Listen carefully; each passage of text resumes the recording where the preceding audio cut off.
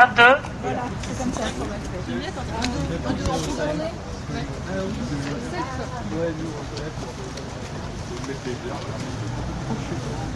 Bah, tu fais comme toujours dans les photos et les trucs, les gens sont derrière.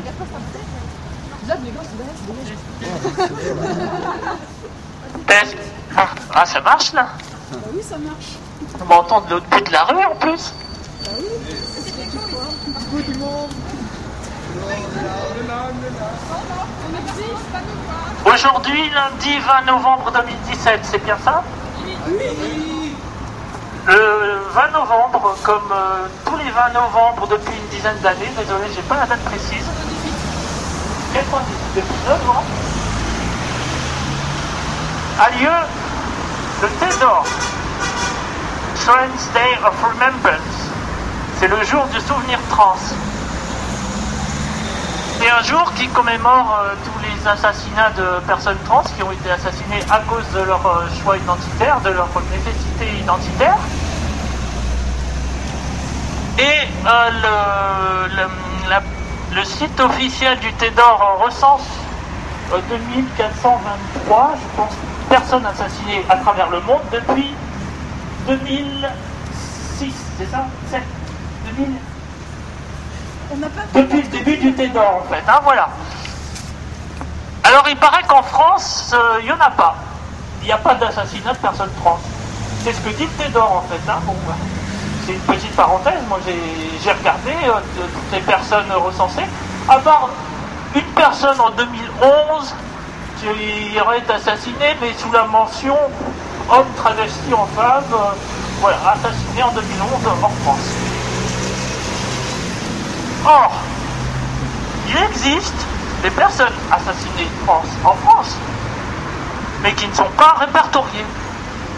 Et donc, je pense qu'aujourd'hui, ici à Clermont-Ferrand, on va faire ce petit hommage à ces personnes-là qui ne sont pas répertoriées, qui sont invisibles, qui sont inconnues.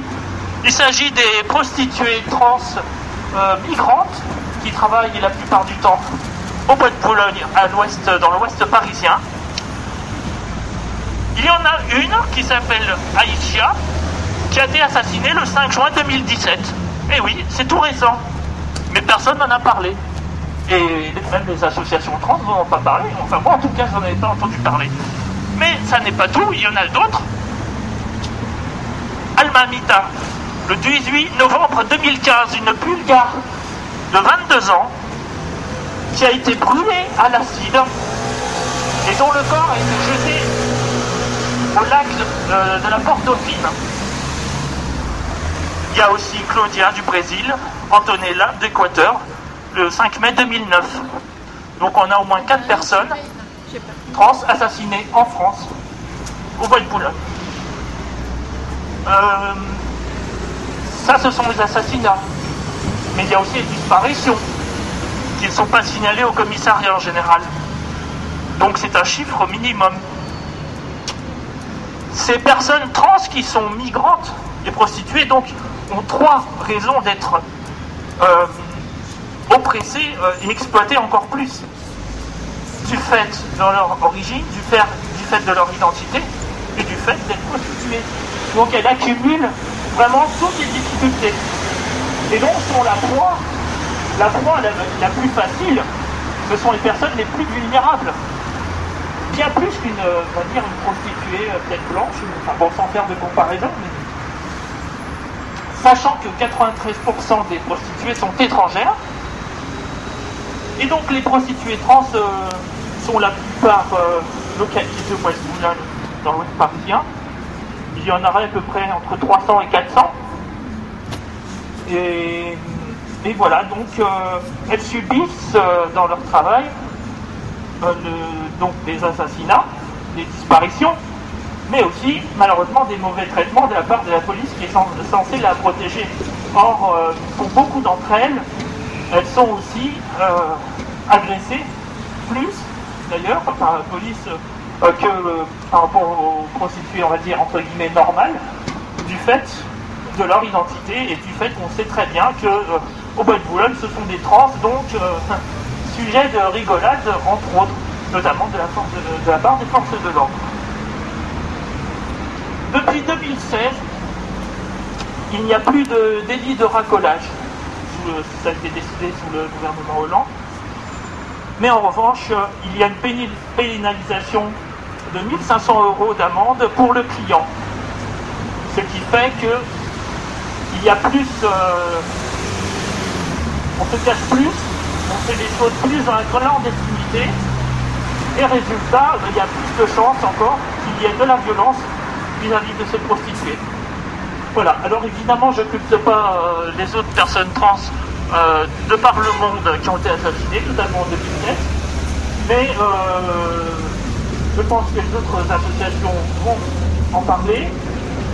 Moi en tant que président Snaxia Auvergne, voilà, j'ai pensé que c'était utile que nous fassions cette parenthèse, mais on n'oublie pas les autres, évidemment. Merci.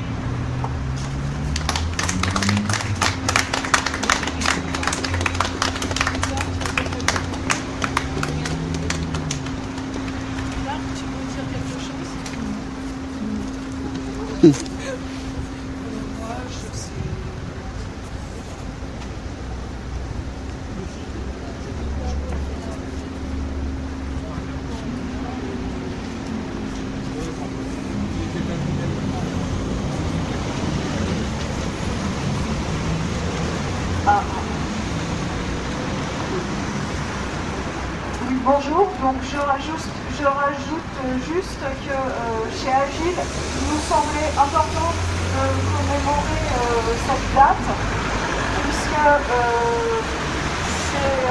malheureusement c'est une date qui est très peu commémorée, ne serait-ce qu'en France.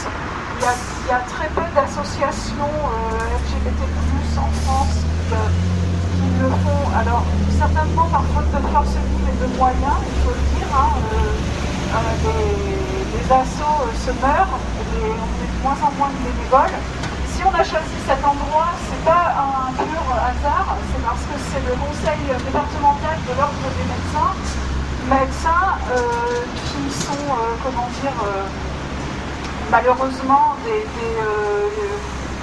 ouvreurs de portes lorsqu'on veut entamer un parcours de transition, puisque j'en profite pour rappeler qu'il n'y a pas, pour l'instant, à notre connaissance, d'endocrinologues sur le 63 qui sont en mesure d'assurer les primo-prescriptions d'hormonothérapie pour les personnes concernées. Donc voilà, il nous semblait important de le préciser par rapport à tout le travail qu'on fait à côté, mais qui n'est parfois pas suffisant, puisque les personnes concernées, pour ce qui est du 63, du 03 et d'autres territoires, sont obligées d'aller jusqu'à Lyon ou à Grenoble, ce qui engendre des coûts de déplacement, des coûts en temps, et bien entendu, tout le monde ne peut pas se le permettre. Donc voilà, il semblait important de le dire. Merci.